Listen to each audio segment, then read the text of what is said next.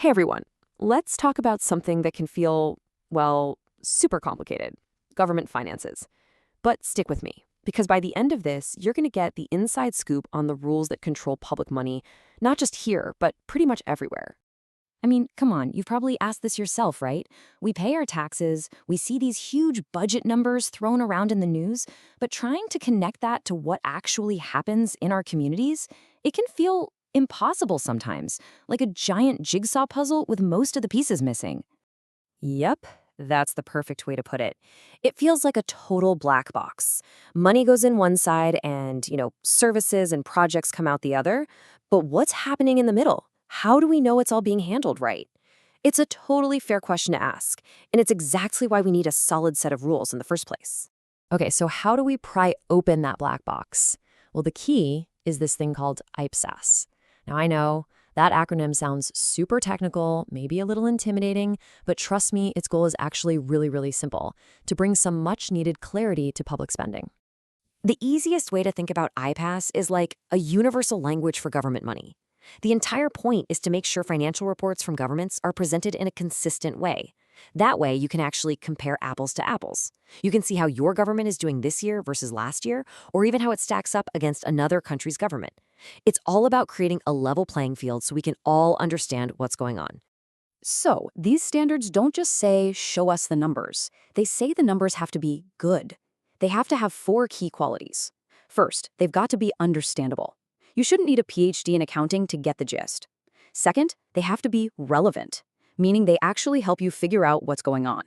Third, and this one is huge, they must be reliable, accurate and not biased. And finally, comparable, so you can actually see trends over time. At the end of the day, every single one of these principles is there to give you, the citizen, more power. All right. So to make all this happen, IPSAS makes governments create a few standard reports. The best way to think about them is like a financial X-ray for the country, or maybe an annual checkup with a doctor.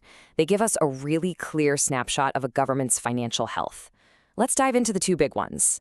First up, you've got this statement of financial position. This is basically a snapshot in time. It answers a simple question. On this specific day, what does the government own and what does it owe? On the own side, the assets, you have stuff you can see, like buildings and roads, but also cash. On the owe side, the liabilities, you've got things like loans, bills that haven't been paid yet, and promises for the future, like pensions. You put those two sides together, and boom, you get the government's net worth. Then you have the Statement of Financial Performance. Now, if the first report was a photo, this one's the movie of the year. It's the government's annual report card. It's pretty straightforward, actually. It adds up all the money coming in, that's revenue, mostly taxes, and then it subtracts all the money going out, that's expenses, like public services and salaries. The number at the bottom tells you if they ran a surplus, meaning they brought in more than they spent, or a deficit, meaning they spent more than they brought in. Okay, so those are the big picture reports, but let's get down to the nitty-gritty, because the rules also cover how we track the actual stuff we all own together. And this is where accountability gets really interesting.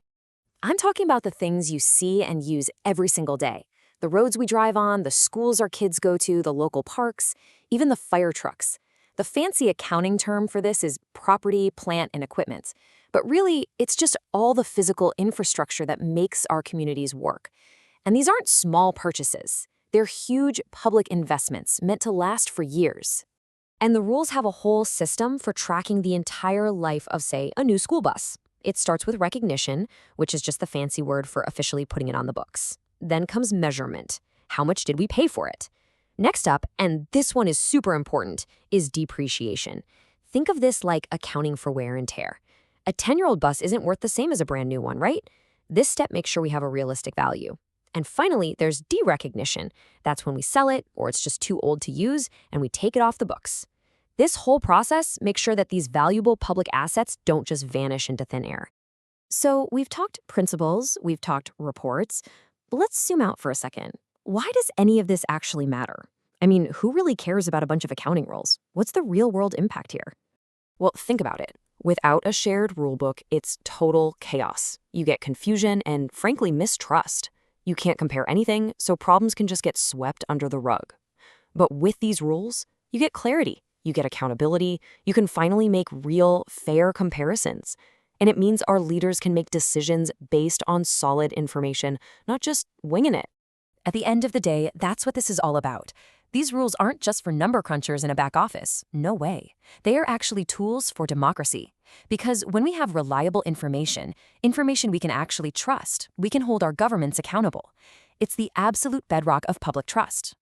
So the next time you hear about a new public project or you see the government's budget, you'll know there's a whole framework behind it that's supposed to be making things transparent. That black box, it actually has a blueprint. And now that you know a little bit about it, the power shifts. The question is no longer just about what they're telling you, it's about what you're prepared to ask.